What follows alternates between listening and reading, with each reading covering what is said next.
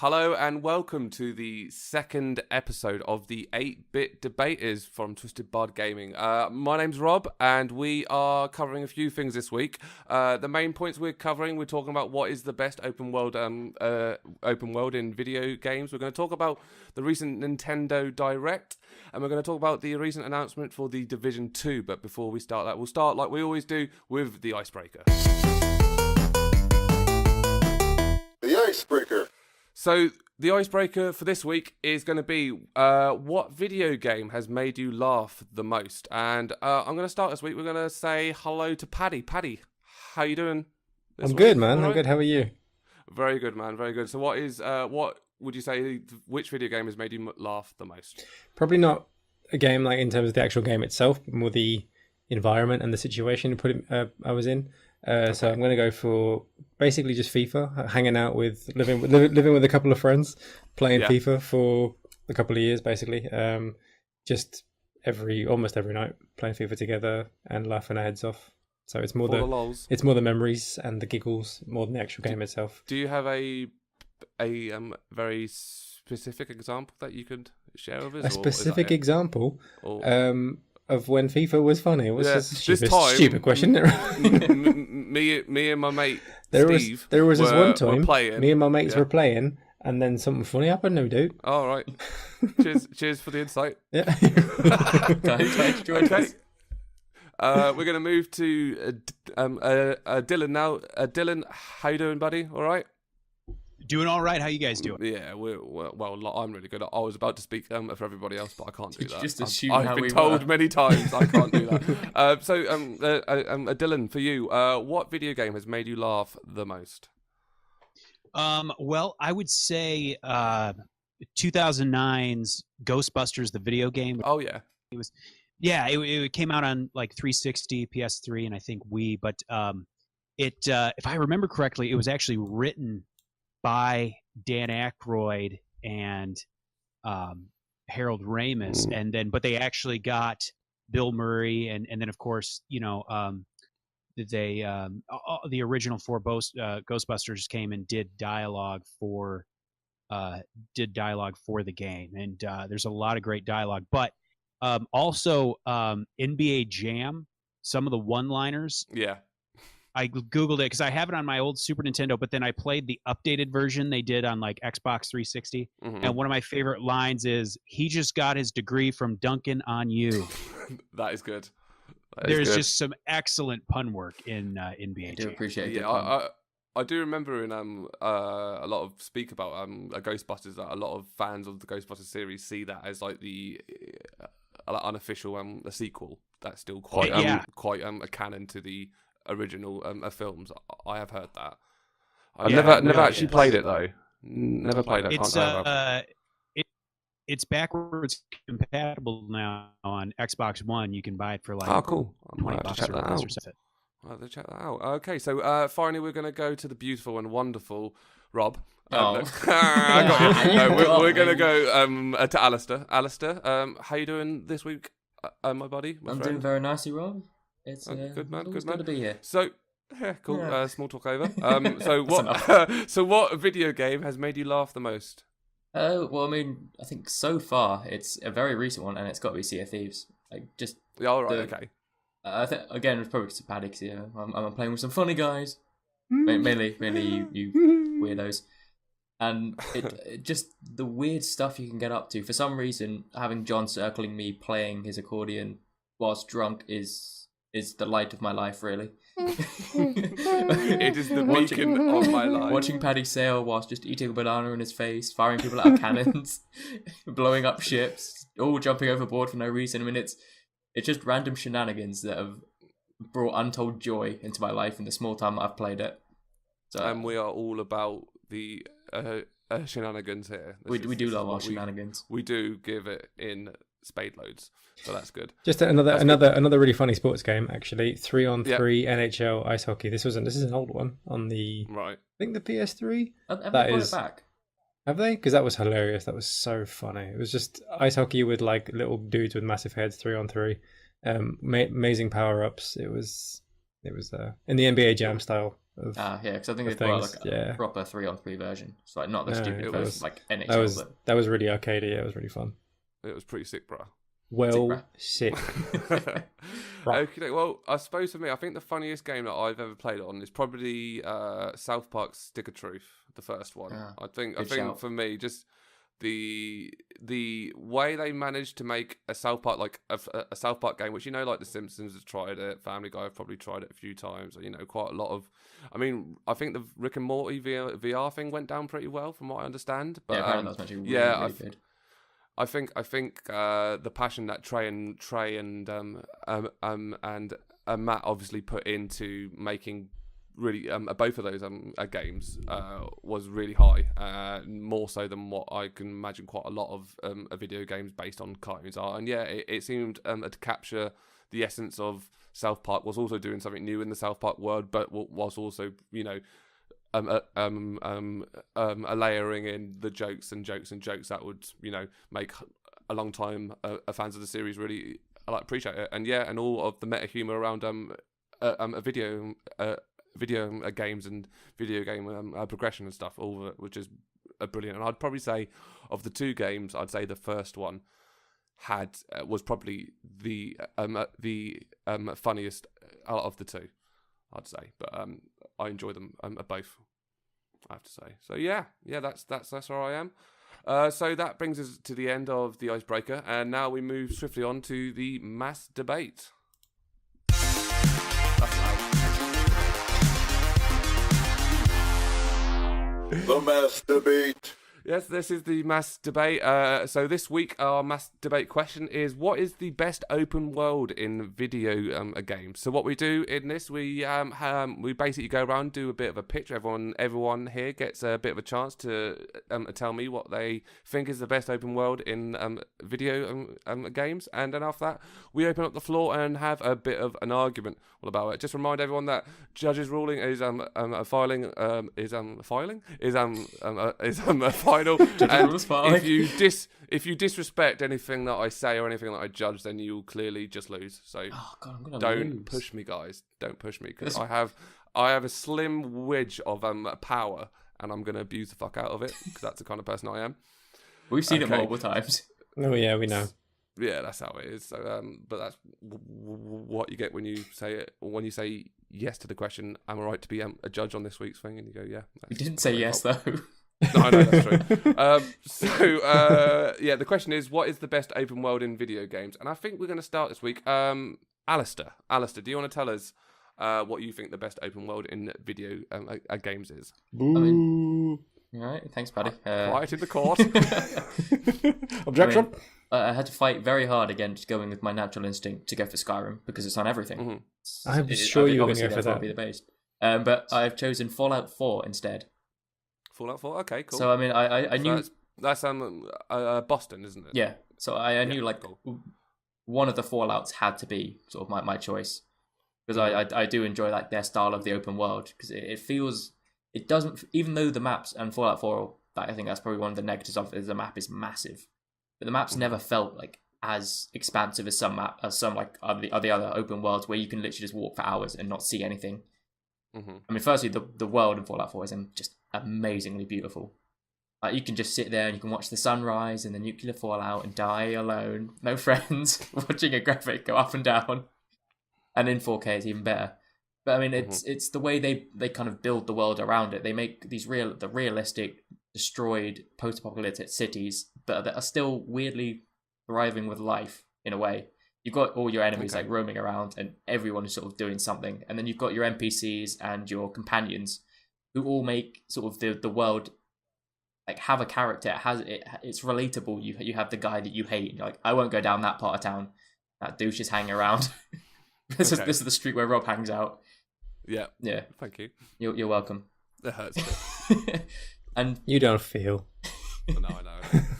I lie. It's got like a good main storyline. So I mean, it does progress you nicely through the world, but there is a huge amount still to explore, which is an essential thing for an open world. You don't want to just have gone over all the world and just be dragged through everything. You want to go find some sort of hidden cave that you don't think anyone else has found, And Fallout 4, like, it rewards you for exploring with good loot hidden around the places and the little bobbleheads. I'm not sure if you're familiar with the Fallout like bobblehead mechanics. Sort of Yeah, absolutely. Yeah, hidden around the map. You get a special perk for each one you find. So it helps like to start exploring. So it kind of opens that world up again. Okay, so here's a quick question for you: why Fallout 4 and not Fallout 3 or New Vegas?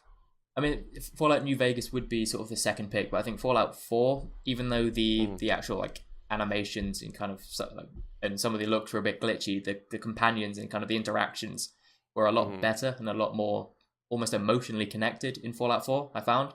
Okay. So I think like for that reason, it would become a bit of it would become my choice, and the way they built the world is a lot better than New Vegas, which would be my second. And what was it? I did have another great point. It's going to blow your world.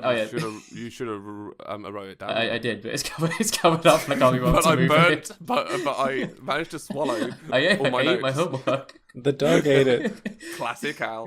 What can I do? I know, but like the main story, like there's a lot of sort of options of how to deal with things, and so the way you play the game depends on like sort of how you view, like how you go through the world. You can replay the game multiple times and almost see the world in a completely different way and go to different areas and have new experiences every time you play. So I mean, with that open world, it instead of just I'll go this side quest first, this side quest, the main story actually can differ completely, and the world like evolves around it. That's cool. No, cool. Cheers. That was a good pitch, which is not unusual. Like so unusual. I am points. flawed slightly. I'm slightly tempted just to call it here. Yeah. And give it to you because you clearly actually tried for a change. So well done. So yeah, that was the end of Al's pitch. He's went for Boston in Fallout 4. So next I'm gonna go to Dylan. Dylan, do you want to tell us what's the best open world in video games? Absolutely. I went with Breath of the Wild. The most recent incarnation of Hyrule. I remember when I had first got it and I was playing it, and there was a moment I was using my hang glider thing and I was going over this valley because I was going toward this peak, and I looked down and there was like a Bobolcline or a Boboblin, whatever they're called. They were chasing a wild boar. And I remember thinking, I could drop down, fight these guys, but I could also I just kept sailing over them and just kept going to where I was going. But little things like that, it makes you feel like this place is like alive, whether I'm here or not. It never feels like things are triggered by your appearance when you arrive in a location. It feels like they're always happening. Things are going on whether you're there or not. And this world has its own set of physics that has its own set of laws, the physical laws that exist within this universe. Like there's things I still discover, like I didn't realize for the longest time that you can, if there's a fire, you can pull out your hang glider and an updraft will pick you up, things like that. Or if an enemy is fire based, that the best thing to hit them with is, which isn't necessarily a new thing, that's been around a while, but there's almost these like physical natural laws that exist within this game. Everything, and I think also it rewards, kind of like Fallout 4, it rewards exploration. It could be as little as a Korok seed, or it could be a shrine or a fairy fountain or something. You'll see something and you'll like, you know what, I'm gonna go there, and you can, because like as we've all talked about, like you can literally climb anything, go anywhere, and you're always rewarded for being curious and for exploration. And I think also there's a sense of like, I remember when you first start off and you have little stamina and like 3 hearts. The whole world, like you get killed so often, and there's no like progression level in terms of like, it doesn't matter where you are on the map. Sometimes the enemies in that area are really, really easy. Some are almost indestructible, and it doesn't really matter. So like you kind of have to learn to survive by dying over and over, and knowing, okay, next time before I go there, I've got to do this. And I think it's something. It's one of those textbook moments that we will games in the future will kind of build upon going forward. Okay, cool. No, that is a really good a pitch again. I thought Al might have already won it, but no, he hasn't. Oh. He hasn't, because Dylan's come sweeping in with a smashing pitch. So that finally leaves all the pressure is built on to Paddy, who is famous for his last minute ideas and not really well thought out. But he has what Al doesn't, which is charm. Oh, So Why I feel bad about that Oh. one. What? now you're actually looking me in the eye saying this. I know, I'm looking in your eye when I'm not saying that, which actually hurts more. Okay, so Paddy, finally for you then, what is the best open world in video games? I've gone for Horizon Zero Dawn. And just remind me, what is the world called in Horizon Zero Dawn? Does it have a name? Not really. Like the region? Is it just this? I mean, they've got like all the different tribes have their own different names for so the region, but it's it's shared world somewhere in America. That's okay, cool. Of course, that's all you know. America. Somewhere in America. And I guess I've got the reason I've gone for it is it's the culmination of where open world games have been going. Like if you look at Zelda in terms of, because they came out within the same month, I think. Zelda's is really stripped back, dropped in and survived, whereas Horizon is kind of, if you've been tracking where video games, at least like the AAA space, have been going, it is like, I think, the best example of that in this unbelievably stupidly beautiful world. Like I've never used a photo mode as much as I have in that, just because if you're walking through some fields and you'll turn around, you'll see the moon like catching the light, and you just have to stop and just have to admire it. Just an incredible world, and there's so much variety, there's so much to do. There are so many different machines to take down and wildlife to take down, and there's your standard kind of busy work as you you need to craft different things, so you need to pick up fighting different enemies, kill different animals and that kind of thing. But it's just the way that it's such a huge map that has so many distinct regions in it. So you have these beautiful deserts in one side, and then you've got like forest on another, and then you've got mountains and snow. And the DLC Frozen Wilds, that was all kind of mountaintop based. But I think what really sets it apart for me is just how, you don't have to, if you don't want to, see every corner. But if you do, you're gonna arrive in like a little town or meet some people who, by helping them with their quest, they'll actually help you in the final, when it comes to the final boss or the final mission. And you can ignore them completely if you want. You don't have to, but if you find them, and every character you meet, all the characters you meet have distinct real stories, and all the quests they give you are a little bit different and interesting. And you'll see people again later on. It's like, oh, I remember them. I remember that experience that I had with them, and I remember what it was that they wanted me for, and they were in trouble, and I helped them. And I think Aloy is such a developed and interesting character. Like her relationships with the world and the people around it are really what form the basis of the game. And it really is kind of the, yes, games have been big and there's lots of shit to do in an open world. We've had that before, yes, but this one I think takes it further. Yes, we've had beautiful open worlds. This one takes it further. But then the way your character actually has an impact on the world around her and reacts to it and reflects on it, I don't think we've ever really had before. It's always just been a kind of a space that you run around. Zelda is, you run around, you go over there, you come back, everything's exactly how it was. This is, you've had an effect on it. And yes, okay, the machines respawn, but that's obviously they have to give you stuff to do. But you can see a distinct effect on the world, and also just the lore of the world is unbelievable. Not because it's like a post-apocalyptic world we've never seen before. It is, everything went terribly wrong, but nature's taken it back. We don't get to see that. Like Fallout is, the nuclear apocalypse. This is, nature has reclaimed the world. What would it look like? What would a city? Wait, nature. robots. Nature. Yeah, there's a reason. And that's the stupid thing. There shouldn't be a reason for any of it, but it all makes sense. I missed that biology lesson. It all makes sense in its own very like complicated but quite elegant way, and it's just storytelling taking further than I've ever seen it, and just love being there. I think that's what really sets it apart for me. No, that's cool. That's a third great pitch. You lived up to the pressure and have made a quite an equal fight at this stage. So yeah, look at that. Wipe that sweat off, son. Ooh.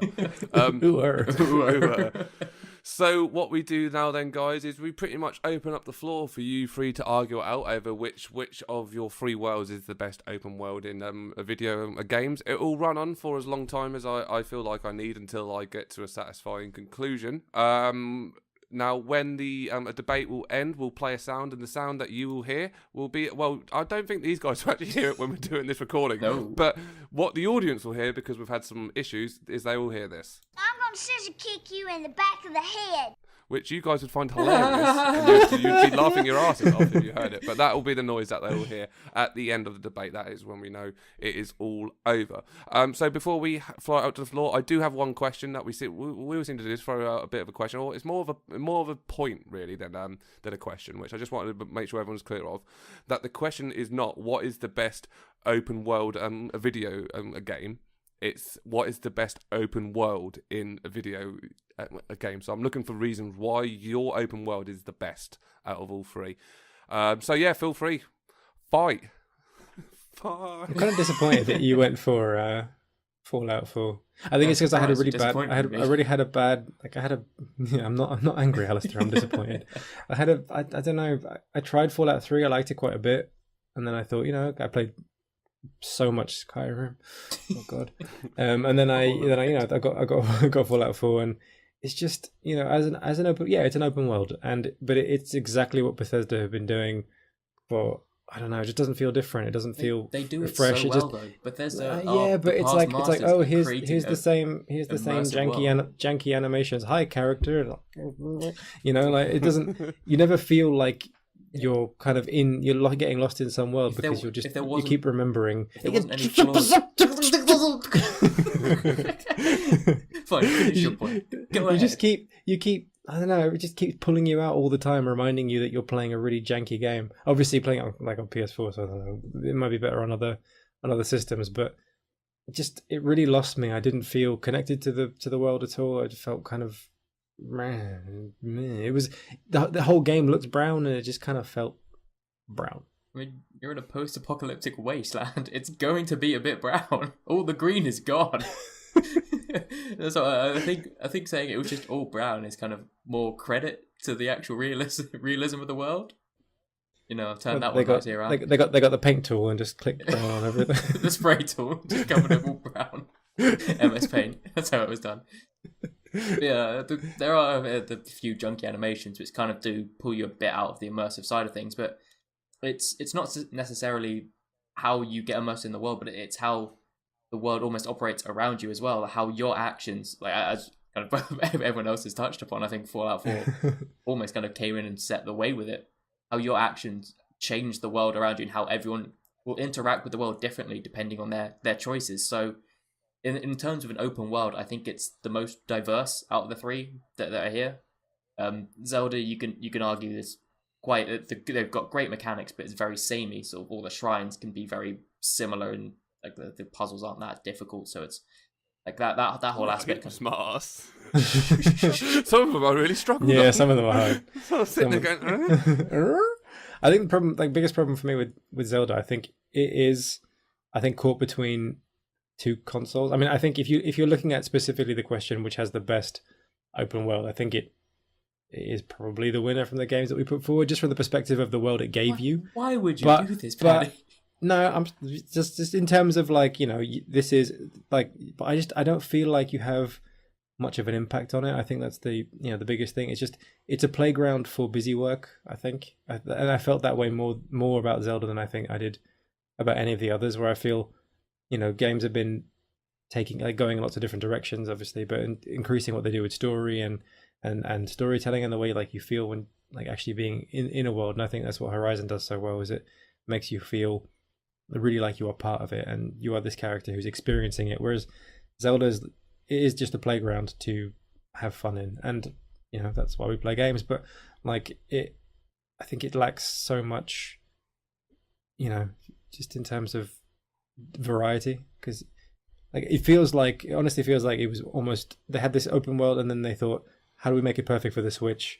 They get something that you can take on your commute and knock out a few shrines, on the train, that type of thing. It feels like that kind of that the way they built it like that, and it doesn't really vibe with me so much, even if it is really innovative and has so many clever touches and all that kind of thing.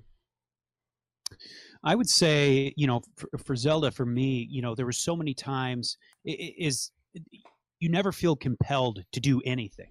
You can go into that game and you can play for hours and not do anything. Sometimes I will complete a side quest while not even knowing I was doing a side quest, just because I just like saw something that caught my eye and I kind of followed that trail and ended up somewhere doing something and ended up taking care of some side quest that I didn't even know was a thing.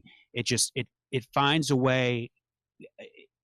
Your own curiosity basically creates the side quest. I mean, technically, if you want to, you can go directly to Ganon the second you start the game and fight. Obviously, it'd be almost impossible. Some people have done it, but it's literally a game where you are.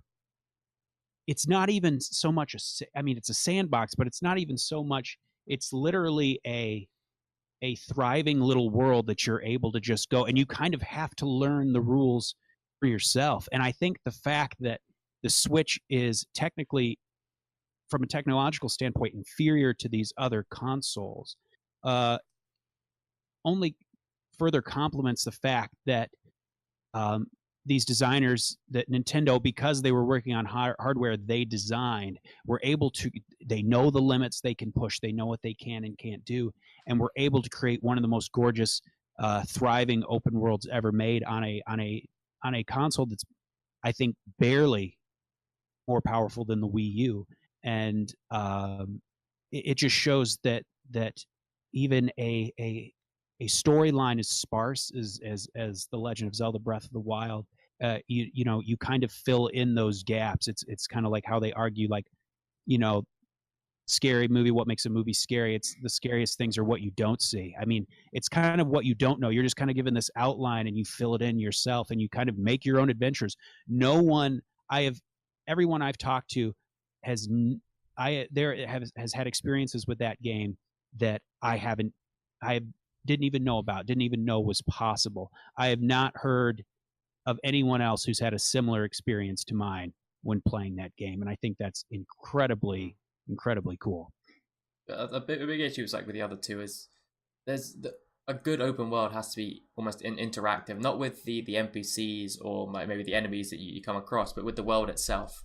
And Fallout 4, one of their big components that they brought in, which I actually forgot to mention on my pitch, hence why I squeeze it in now, is you build your own settlement, your own base, and that means that all the scrap and all the junk that you find out in the world that in most other games you find hard, like you just leave them around, you wouldn't pick them up, you wouldn't use them. You actually start trying to think and use your imagination, going, all right, what can this bit of scrap actually do for me? How can I make it into my own world now? So you start building your own settlement inside this open world just by finding pieces of junk out in the wastelands. I mean, in that case, you also shape the world by interacting with it, and I think that's quite a huge step up, and that's again why I chose Fallout 4 over the others. Well, that's what you guys think about that. Then is having the ability to craft inside your world an important part of a good open world experience. I mean, they kind of took it a little bit further, didn't they? Then in Skyrim, it was you could build a few houses for yourself and have some trophy cabinets and that kind of thing. We know you love Skyrim, Paddy. Just chill out with it a bit. Shh! Don't say that word. It's my word. But they yeah. I mean, I did a bit of that in Fallout 4, and it is fun. It's like it's the kind of thing I really enjoy doing. It didn't. I don't know. It is nice, I guess, to kind of put your own little stamp on the world, and I think maybe that's what maybe misses the mark with me for Zelda, is that even when you beat Ganon, it just puts you back to just before you beat Ganon, like, unless you just keep going and doing whatever you want. Like, you have no impact. You have no impact on that world. You have no effect on that world. It's just it's literally just exists for you to muck about in, or your actions have no consequences pretty much. Just whenever you finish something, it just means you can't do that thing again. That's it. And I guess kind of felt that way a little bit with the settlements as well. Like they do have a kind of overall effect, is you can have quite a few different ones, but it doesn't really massively change things if you've built up everything. Or maybe it does. I kind of got bored long before that. I'm afraid. So just another quick question. out of the 3 games, which open world would you say is the most diverse? Diverse. I mean, obviously, I'd have to say mine. Why? Why is Fallout 4 the most diverse open world? Because I mean, of the 3. Because if you count what everyone else has said about sort of their open worlds, you can encompass them all within Fallout 4. You've got the beauty and the whole the life carries on thing going on from Zelda. You've got that within Fallout 4 because you've got the cults, you've got these communities just laying around the entirety of the map, which you can just walk upon and discover. I mean, yeah, there's set text and there's going to be set things that happen once you've come upon them, but it almost sets up the idea that there is a world happening outside of your own character.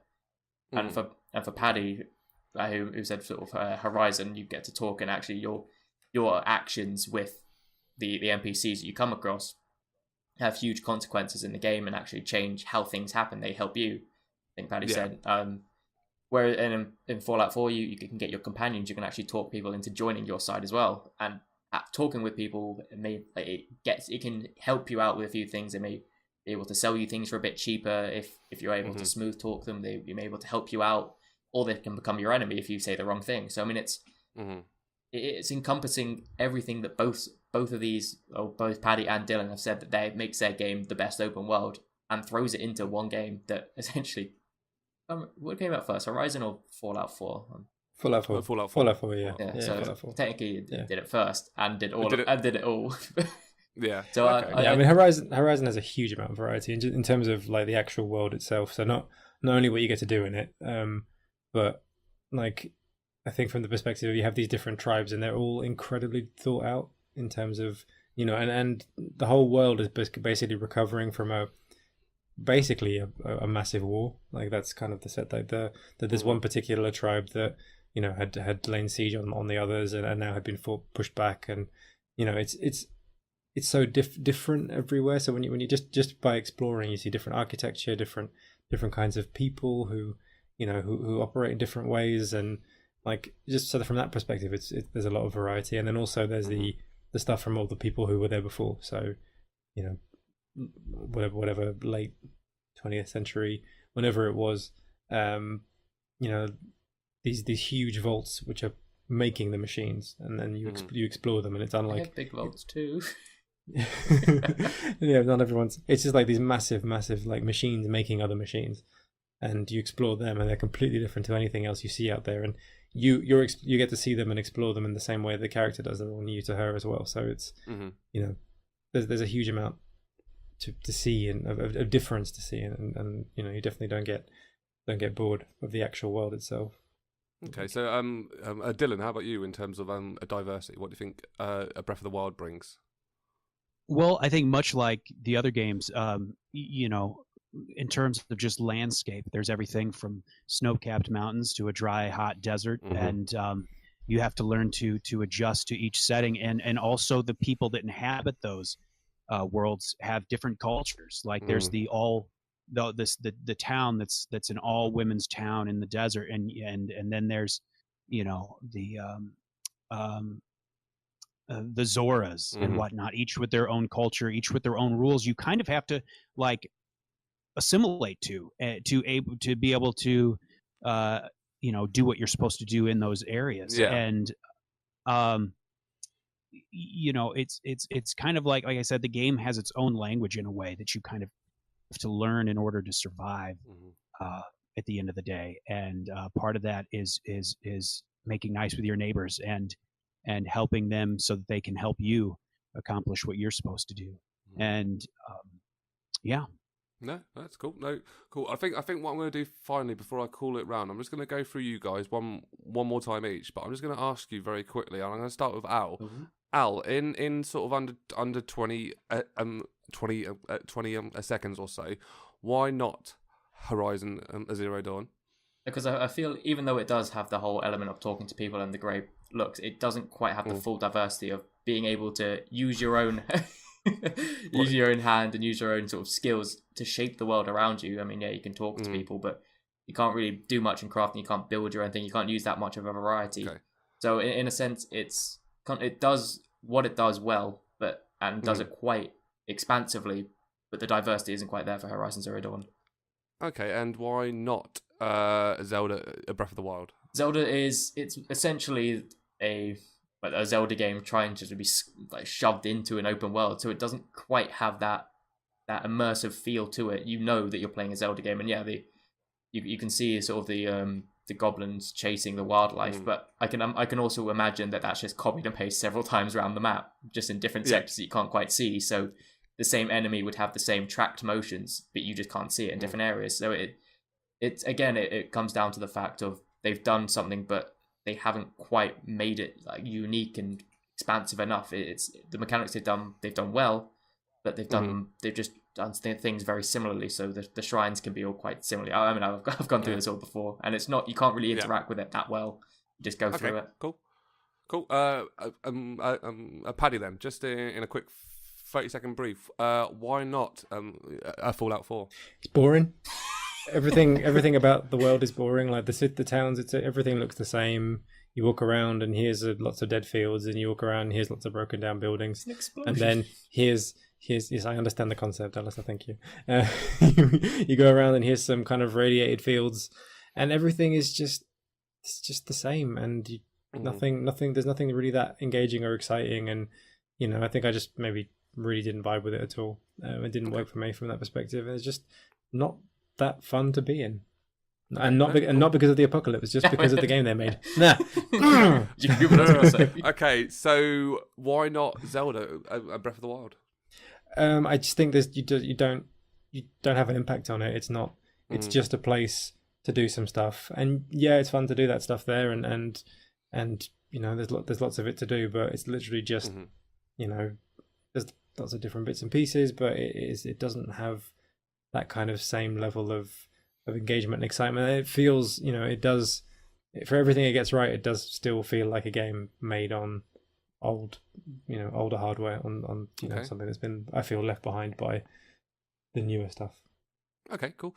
So finally then, Dylan, why not Horizon Zero Dawn? I think whereas Zelda kind of changed the rules of the open world, Horizon is more just a polishing of those already existing rules. It just did what was already done. It just did it really, really well, and obviously made it look gorgeous. I don't have any experience with Horizon Zero Dawn. I've watched a little bit of gameplay and whatnot, but also the same with Fallout. It's a beautiful game, but it's just a perfecting of what was already there before it.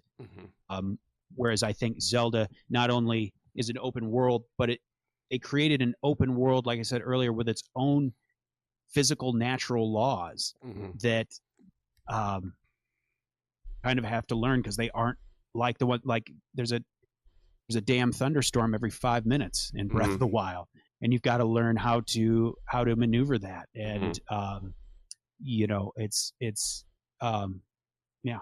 Cool. No, that's great. I'm gonna scissor kick you in the back of the head. That is the end of the mass debate. Thank you everyone for being very passionate about your individual games. This is actually a really hard one to judge. I kept changing my mind about who I was going to choose over and over again as we were going through it. I think obviously we've got Horizon Zero Dawn, which is a great shout. It's a beautiful, beautiful world. As Paddy says, it's very easy on the eye. Got a lot of things to do in it, and it's a lot of interesting tribes and a lot of interesting lore were the main points that I picked up from there. With the drawbacks being it doesn't bring necessarily anything new to the table, but it does what other open world games have done really well, but it basically finesses those points. And then we've got Fallout 4, which is a very odd entry, but also I think it's got a really good shout for being like a brilliant open world in the sense that the mission diversity is quite large in there, and you feel like you're having a true impact on the world more so than you are on the other two other two games, in terms of you've got the 3 different factions that you can join, and then joining one of them will have an impact on the world more so than if you join like a different one and all that kind of stuff. So yeah, that's got a lot of a diversity, with the drawback being it's a bit boring and a bit bland in terms of the actual visual and how you walk through it. And like you say, it is a lot of brown, which I understand your point. There's not much. That's not really your fault. That's the world it's set in. But you can't ever say that you'd go into a photo mode in the same way that you would on Horizon or a Breath of the Wild. I mean, unless you really like brown.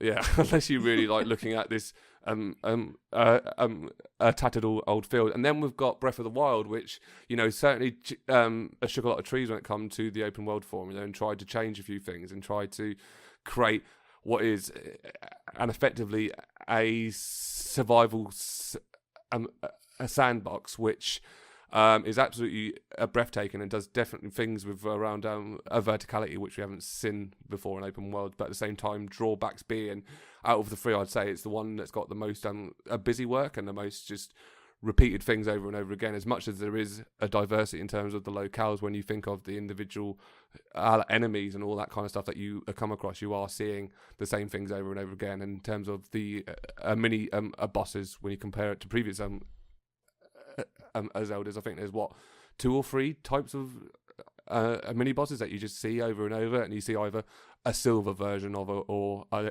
gold version of it. So yeah, I sort of see everyone's point around that. So each entry has a sort of a really good claim and a really bad and a sort of a point to it which draws it back. Personally, I would have gone with The Witcher 3. I think that would have been a really good shout for I just didn't best know open enough world about video it games. to put it in there. That's true. But I think I'm going to give this one. I'm going to give it to Paddy for Horizon Zero Dawn. I think out of all Celebration of the half. I think out of all of them, and I think it was a really hard choice because I was with Al for most of the debate.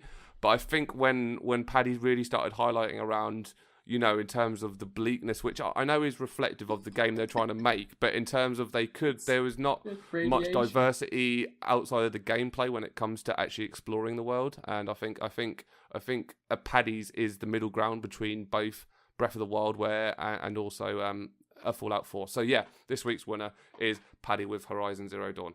There we go. Well done, Paddy. Woo. Well done, guys. Yeah, that was difficult because I mean, like, I love Zelda. Yeah. Even though you have to hard. make it sound like you really don't like that game, like I genuinely didn't enjoy Fallout 4 that much, as you can tell. But yeah, Zelda was so good. Okay, so we're going to move on now to our next part, which is called Our Views on the News.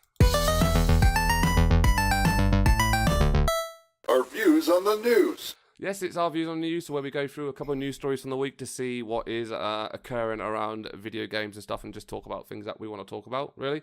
So first of all, I'm going to start on a small one for us. This week, Ubisoft announced the Division 2.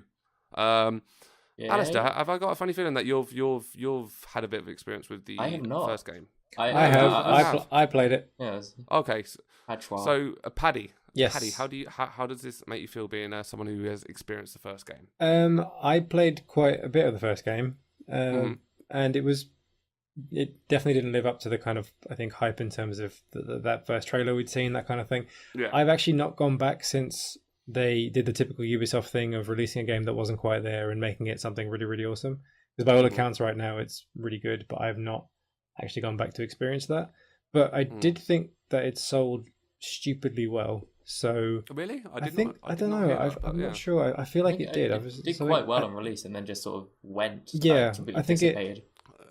A player base went pretty quickly, didn't it? I don't know what it's like now, because obviously Ubisoft are really good at regaining their player bases. But I did feel that it's weird for them to stealth release it on social media. That they're getting this, because I just like, it feels like this is a shoe-in E3 announcement. Like the game was definitely big enough. It's not like, you know, when it released, it obviously wasn't great, server issues and all that kind of thing. Typical for an online game release. It didn't. I didn't think it was in such a kind of bad state that they would have thought, you know, let's not make a big song and dance about this. We'll just tweet something with like a little graphic of you know, Division 2. I don't know. I think what really, I don't know about the original one, because I didn't play the full release, but I played on the beta, and that's when I made my mind up that I wasn't going to go into it. And the one thing that really frustrates me, and it's more around the immersiveness of it, in the sense of, I understand it perhaps when you're doing a game that's based around a melee and all that kind of stuff. The bullet sponges. Yeah, the bullet sponge. Yeah. Now, I have noticed that my face has frozen. I have no idea why. I really I couldn't help myself. Like you, I assume that's gonna be captured onto the final you video froze as well. in. So Probably like the most condescending look while Paddy was talking, and I honestly couldn't hold in my laugh any longer. There we go. Right. So for me, I found it really weird because it was like, I understand it when you've got a sword and perhaps you're fighting someone who's not as skilled, that that you hit them and it's not going to hurt them as much because they're a big beastly dude who can withstand more slices than you can. But I never understand the principle of, I'm a level person, but I shoot someone with a gun in the head and it doesn't hurt them because they are higher ranked than me. Never skip in my head. bro. It makes no sense. It's just it is really frustrating, and I think Ubisoft, like Siege, is so good at that. Yeah. In terms of, it's a few bullets and that's it, you're done. Yeah. All the guns have different. All the guns have a different level of damage and stuff. Yeah. But at the same time, like you are right, 2 or 3 bullets, and they're normally out the game. Whereas this one, you can come across like an NPC that you're well out your league. You don't have the right weapon for it, and you're just shooting him in the head over and over again. And you're seeing this, 10 hit points, 10 hit points, 10 hit points each one, and you're just sitting there going, "This is so immersive." It's just it's not. It just doesn't feel like it translates to a third person shooter. No, of course not. But yeah, I mean, it is fun. I appreciate they tried fun something to play on. Play online with people. Yeah. It's interesting. The Dark Zone is cool. Like that's the PvP area. Yeah, PvP area. That's fun, and I keep thinking like I'm going to go back and see what it's like now, but there's other stuff to play. So I guess that's why make it back. I guess that's why they're releasing the sequel. Like I think maybe instead of trying to push DLC, if the first one kept selling well, I think releasing a second is going, all right, guys, we've messed up a little bit in the first one, but it's actually a good game now. You can see the later reviews of how good we've made Division. So here's the second one, and it might get a bit more hype back in, and then this will hopefully reel a bit more of the player base back in, of people going, okay, they're pretty good at regaining the game. They've put out the second one. Let's see what they can do. So I think putting out the second one is a good move by Ubisoft. So they can try and bring people back in. It's very comparable to like the first Destiny. I remember when the first Destiny came out, it was kind of a lukewarm response, but then by the end of that game's life cycle, it was absolutely huge. They had made that game basically an entirely new game by the end of its life cycle, and it kind of sounds like that happened with the Division. A lot of people, I have a few friends that are very big Division players, and it was a game that I had kind of forgotten about until they announced Division 2, and I guess there has been this very, very dedicated base that has kind of stayed with the first game. Oh, cool. Yeah, no, it's one of those things where I didn't see the news and go, oh yeah, really cool. That's really cool. And even some franchises that have previously failed, like when they said they're doing a sequel to a Watch Dogs, I actually got, oh cool, I'd quite like to see them do that again. And they made it so much better. Yeah, it was like one of those ones. I see what they're trying to do with the first one, but they just tried to rush it out, and they just didn't do everything they needed to. And yeah, I'd like to see them have another go at it. But the a Division for me, which one thing I really appreciate about Ubisoft, as much as I didn't like the Division, I appreciate that they tried, and it was something that was it didn't have anything amazingly new in it, but I hadn't seen a game quite like that before, and at least they're trying, which I was like, cool. But for me, they tried. Yeah, it might have sold a few copies and stuff, but personally for me, it didn't work, and perhaps I think they'd be able to spend their resources doing things that are better. But that's why I'm personally not very excited. But I figured now we'll go over to the bigger piece of news, and I'm probably going to ask our Nintendo fan, I think Dylan, to give us a bit of a rundown on this. But we had a Nintendo Direct this week come out with a few announcements. Dylan, do you want to give us a bit of a rundown of what was covered during that? Yeah, so I'm going to look up right now to get the full list. But yeah, Nintendo just did a direct, and I think Nintendo is very good about dampering hype when it's not going to be a big. Like I feel like of all the big ones, they try to keep fans like, hey, we're going to announce some stuff. But they don't like blow it up like, oh, just wait till Friday because your head's going to explode. Whereas with this, they kind of let the hype build a little bit, and I think was justified because obviously the big one, the headline was a new Smash Brothers was announced for Nintendo, and it's still a working title, and I think because it's a working title, means it's not just going to be a deluxe port like a Mario Kart, and which is a wonderful. I love Mario Kart 8 Deluxe, and I think it'll be more than just the Wii U version with some extra characters and extra what do you call them, levels or arenas. And I think this will be a brand new Smash Brothers, and apparently the original the guy who I can't remember his name off the top of my head. Yeah, the guy who made the first 2. Yeah, I want to say 3. And so. Yeah, so they, he's going to be working on it. So there's been a lot of speculation as to who's going to be in the new cast lineup. Besides obviously we know Splatoon guys. The Inkling kids are going to be in it. But that was definitely the big one. Some other highlights was something I found very interesting was the Crash Bandicoot. Yeah, that was an interesting one, wasn't it? Yeah, for something that has always been a PlayStation exclusive, for that to appear on the Switch, I did not see that.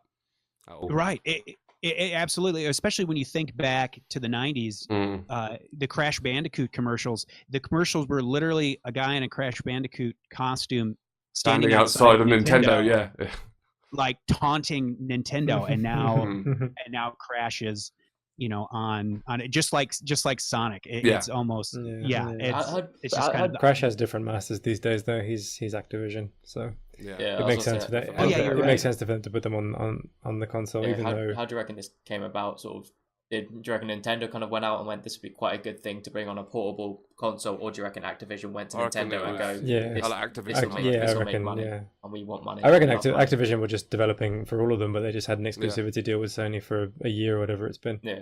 Or less. Yeah, definitely.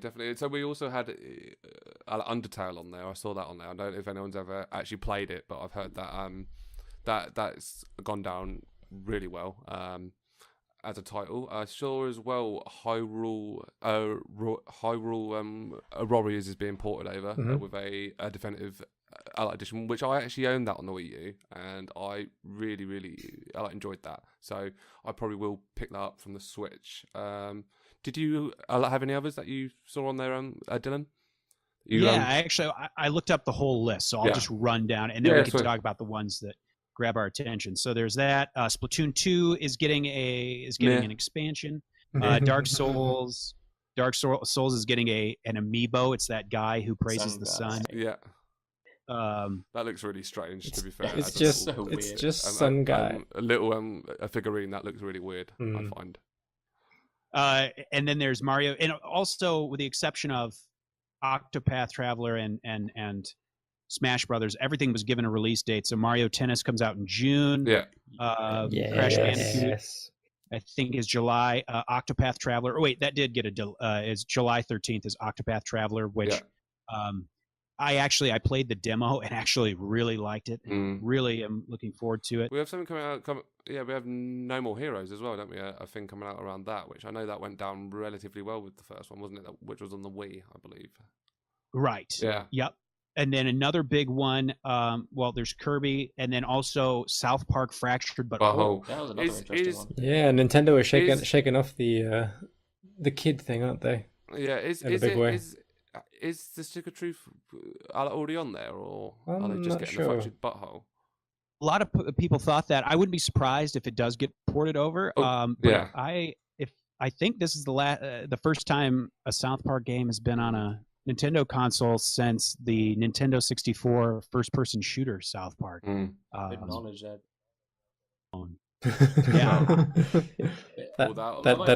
That famous game. Am I right in remembering the Fractured Butthole was quite over budget in the development process? I They hadn't heard that, but I they wouldn't be surprised. they struggled in terms of Yeah, the same with the first one. I think Matt and Trey are super perfectionists, and they won't.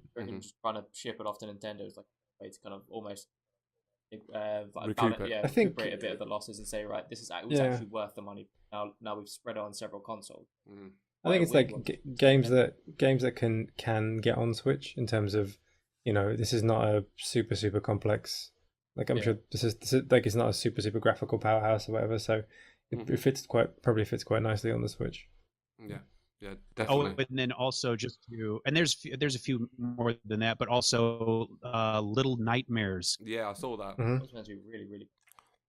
It looks terrifying. Yeah, I've heard Yeah. that's Yeah. I've heard it's absolutely terrifying. So No, thank you. Nope. Nope. Nope. What else do we saw on there? I also had there. Obviously, got a Captain Toad coming over next week, haven't they? I think that's a port. Akami HD. That's coming over as well. So yeah, it looks like it's going to be a nice another set of titles coming over to the Nintendo this year. Does anyone else have any closing thoughts around this week's Direct? Anything that really jumped out to them? I think what this says to me, because I think typically Smash Brothers is something you would save for E3, because that'll definitely be their big holiday season game. Yeah. I think that means probably what they'll focus on at E3. Aside, I mean, obviously, I think we'll get more. We'll probably get the official title at E3, and we'll see like the characters, like maybe new characters. But I think maybe one of their big announcements at E3 now will be hopefully Virtual Console launching. A bit more about the Pokemon RPG That would be nice. instead of a guy at a desk. Right, and maybe a little, even though it wouldn't come out this year, I mean, it would be almost, but I maybe like a more in-depth look at Metroid Prime 4. Yeah, stuff absolutely. like that. Yeah, But definitely. I think Virtual Console would be huge if that, because it's something we know is coming, but, has kind of been kind of lost in the ether. Yeah. So, yeah. Yeah, no, cool. So yeah, let's call that the end of the news bit. Those are the points that we covered, and I think we did them really well. So Yay. well done, guys. Well done, us. Top work. Good team. What we'll do just as a quick final wind down before we shoot off, really, is we'll just quickly go through see what everyone's been playing this week. Let's start with Alistair. Alistair, what have you been playing this week, bud? I've obviously jumped on the Sea of Thieves beta, so enjoyed playing that. Bit of Siege as always, and I've been dabbling back into 7 Days to Die. It's kind of one of my 7 chill Days, out I games enjoyed that I like to just sort of switch on when I kind of want to switch off, so I can That's a single player a game that you're falling back on when you've got no one else to play with. Yeah, exactly. It's sort of I got I got an hour to kill or something. I'll just go look after my farm, go hunt some zombies, go dig a hole. It's great. It's great fun. I'm really enjoying just getting back into it. Classic me. I'm off to dig a hole. And Dylan, what have you been playing this week, buddy? I've been kind of splitting my time between Wolfenstein 2 and Tomb Raider, the 2013 Tomb Raider. Yeah, I loved Rise of the Tomb Raider, and I'm playing through Tomb Raider because I want to finish it before the movie comes out. Good idea. That's cool. Yeah, that comes out next week, and next week. Yeah, that does look really good. That does. Cool, brilliant. And Paddy, what have you been playing this week, buddy? So other than the old kind of Sea of Thieves with you lot, which we streamed on the channel, I've been playing BioShock still getting through it. Still getting through.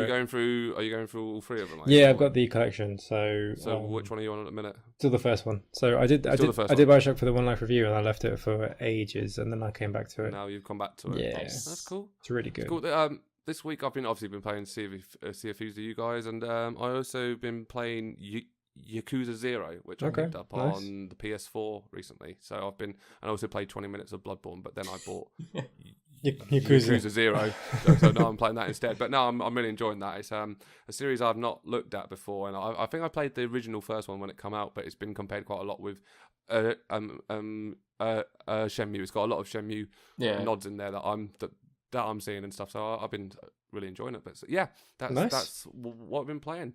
So that brings us to the end of the podcast.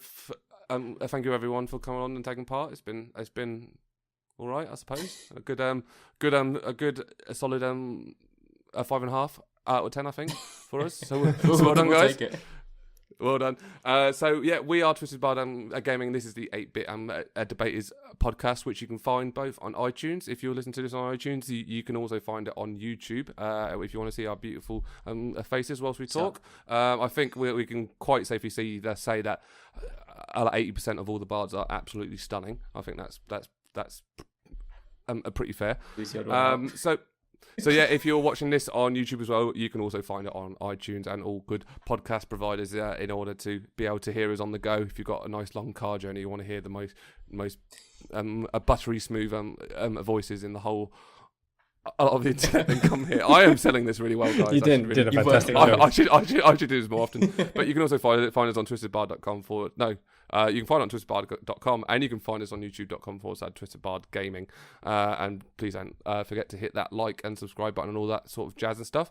And I think that's it for this week. And we'll be here again at some point, I'm sure. No doubt. See you later, guys. Bye. Bye.